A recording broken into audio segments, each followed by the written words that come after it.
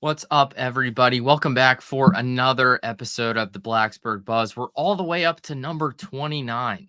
It's been a really fun ride so far, and I can't wait to keep going with it. Today, we're going to be talking about some baseball. Played a weekend series against Wake Forest, and then a really weird game against Liberty during the week. So, going to be covering both of those. And then I've got some exciting news to share about some future episodes coming up. So, I'll talk about that a little bit as well. So, with this Wake Forest series, really tough one for the Hokies, playing one of the best teams in the country. Now, Wake had fallen quite a bit from their preseason number one in the country ranking. They were all the way down to 21 at this point, and they hadn't lived up to the hype, but they lost a lot of really tough series to really good, talented programs. So, by no means was this expected to be a bad game, but the Hokies certainly didn't hold up their end of the bargain. They couldn't get the bats going at all. In Friday night's matchup, Chase Burns, one of the top pitchers in the country, he's expected to go perhaps in the first round. I've heard rumors of, he could even go as one of the top picks in the draft whenever he decides to enter. He had 15 strikeouts in 7 innings. He got everything past the Hokies, and they just could not put the bat on the ball for the entire series. That first game, Eddie Micheletti, he had a grand slam that honestly made it a game. And outside of that hit, there wasn't really much else. His 4-run shot, you take that away, and Tech has 1 run on the board.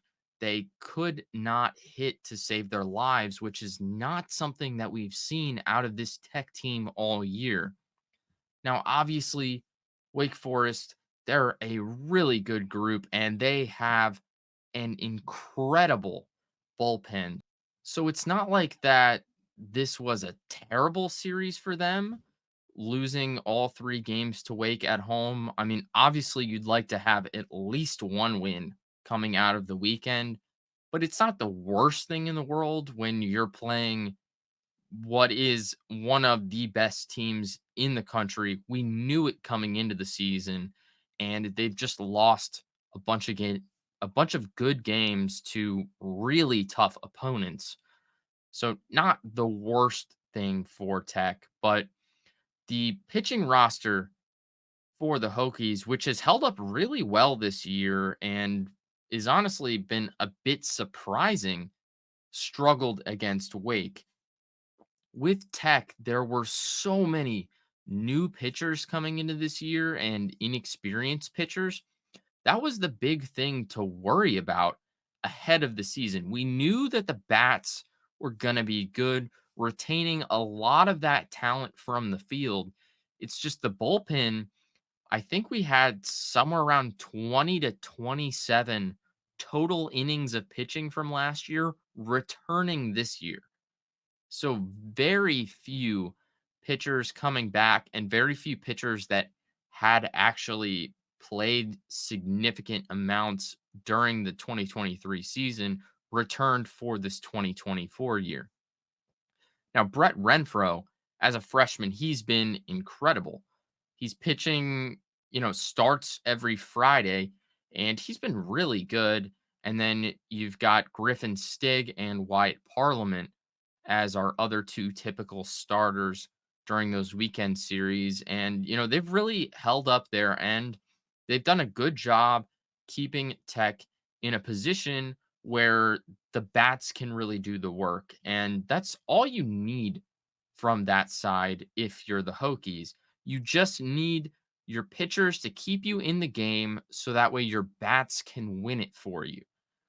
They don't have a bad pitching roster, but they don't have that roster that's, going to win games for you by just pitching that incredible. So keep yourself in the game and let the bats do the work to win it. And in this series, the bats didn't follow through.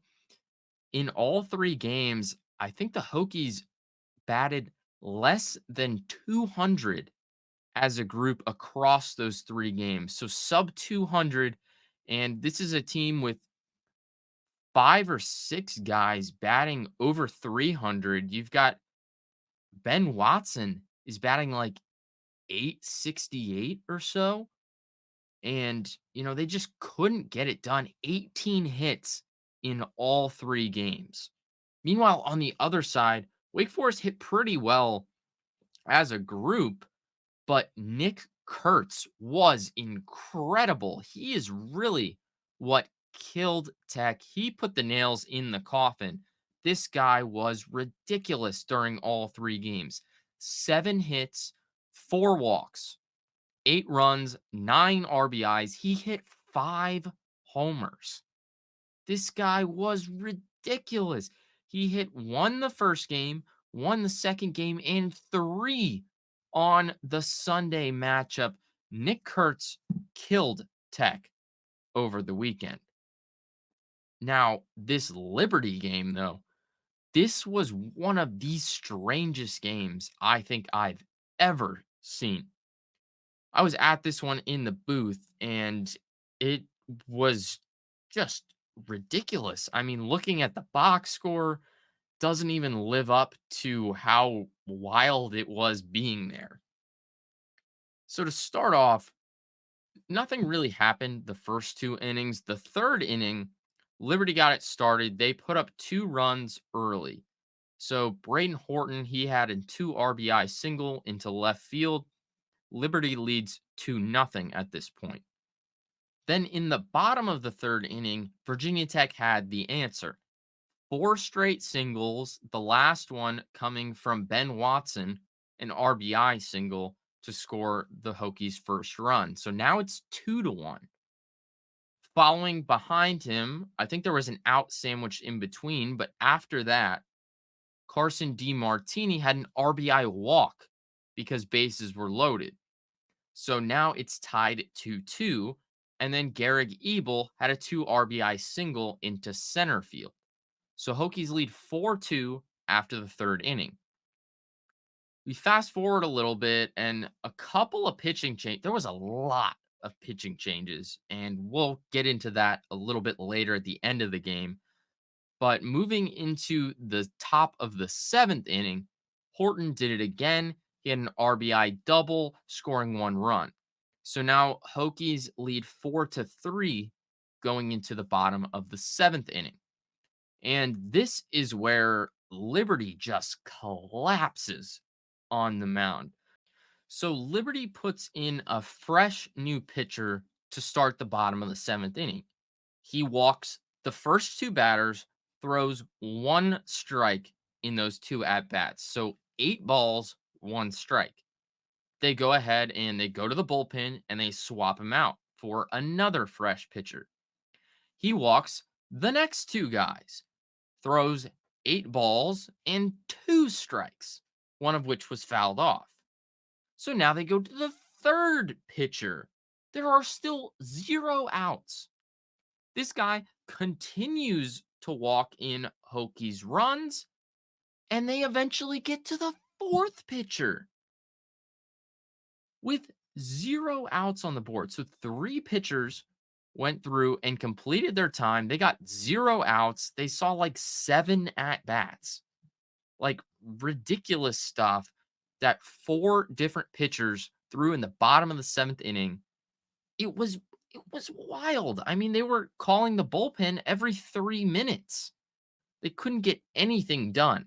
So at the end of that 7th inning, the 4 pitchers combined for 9 walks, 1 hit by pitch, 1 hit, and 8 runs for Tech. So now all of a sudden, Tech is just 1 away from a mercy rule. They only got 1 hit in their inning. They scored 8 runs, and they're 1 run away from a mercy rule. Ridiculous bottom of the 7th inning for Liberty. I don't know what happened to them. In the 8th inning, David McCann, the DH, got up and he hit a double. into left center field through the gap. Garrick Ebel scored from second. Hokies win 13-3. At the end of this one, looking at the stats, 14 total pitchers between the two teams. Liberty threw 8 guys in 8 uncompleted innings because David McCann scored that final run with no outs in the eighth. So, no outs even in the bottom of the eighth inning. There were 14 total pitchers, 8 for Liberty, 6 for Virginia Tech. The Hokies scored 14 runs and they had 7 hits. One of the weirdest games I've ever seen, with Liberty struggling so hard on the mound and then Virginia Tech just getting so much output out of honestly nothing. All the guys did there was stand there and watch it go by. All 4 of those Liberty pitchers could not find the zone.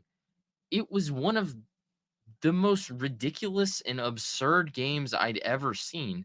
I mean, 4 pitchers in 1 inning. What a weird game. Like, that Wednesday matchup was very strange. So, at the conclusion of those 2, I mean, just weird stuff. The Hokies end up going 1 for 4 on the week. Tough, tough time for them, but they did bounce back with that Liberty game. We'll see how they can do upcoming in the future because, they dropped quite a bit in the rankings. They went down from 11 to 16 after those Wake Forest games. And, not what you wanted to see out of them. Hopefully, they can get back on the right track and get out of this hitting slump that they've been in lately.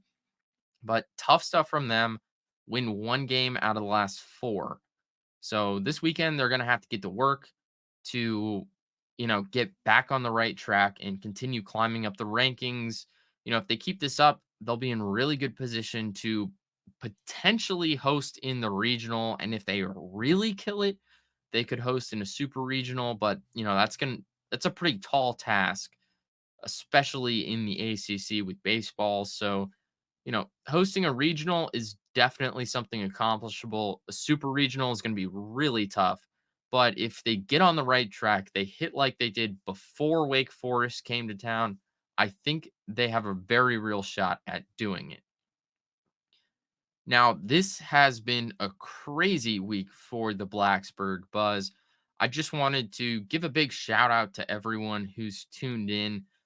Our last YouTube video had 1,500 total listens. That is a ton more than normal. Just incredible growth lately. We gained about 35 subscribers after that video. I can't wait to see where this goes in the future. I'm so just thrilled with how everyone's been listening, tuning in, and how much support they've given the Blacksburg Buzz. So thank you all for that. It's been awesome. Share it with your friends, get them on the buzz. Love talking to anyone who's really knowledgeable on Hokie sports subjects. I've got a couple really fun guests planned coming up who I actually wanted to talk about really briefly. So, some of you may know that I write for the Sons of Saturday. I'm one of their beat writers. I cover a little bit of football, and then basketball, baseball, and some softball as well. So I've been working with them for a little bit over a year at this point, and it's been awesome for me and developing professionally. But I was talking to the Suns the other day, and what we're going to do is sometime in the next week or so, we're going to be recording an awesome crossover episode. So if you don't know the Sons of Saturday, Billy Ray Mitchell and Pat Finn, those guys are great. They're super fun, and they run the Sons of Saturday podcast, really awesome production that has grown a ton over the years. So I'll be doing an episode with them. It's going to be really great. You guys don't want to miss this episode. I think it's going to be one of the best performing, most fun, most interesting episodes we've recorded to date. So I definitely encourage you to be on the lookout for that.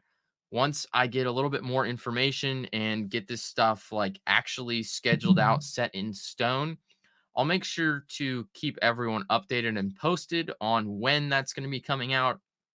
But it's super exciting, and this is going to be something that I think is going to really take the buzz off. So I would really encourage you all to listen to that. Don't forget, we're on Spotify, Apple Music, Believe.com, and also YouTube. So, four different ways to listen. That episode coming up, it's going to be awesome.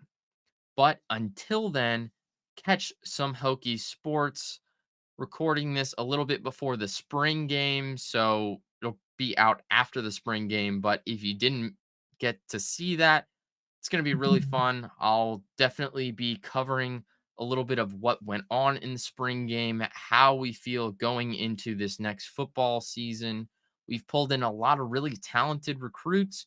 We've kept a ton of production last year. So there's a lot of high hopes headed into this next football season. And that's definitely something that we're going to be talking about here on the show shortly. So lots of super fun stuff coming up that you guys won't want to miss. I'll make sure to keep everyone updated on Twitter, Instagram, Facebook. So be checking those, and there's going to be a lot of fun stuff coming up. So make sure you stay tuned. But until then, have a fantastic week and catch some sports. It's a great time for sports. You've got NBA playoffs coming up. You've got, baseball's in full swing. MLB started up recently and the Masters going on. I mean, come on. It's a great time to be a sports fan. So watch a little bit and we'll be back soon.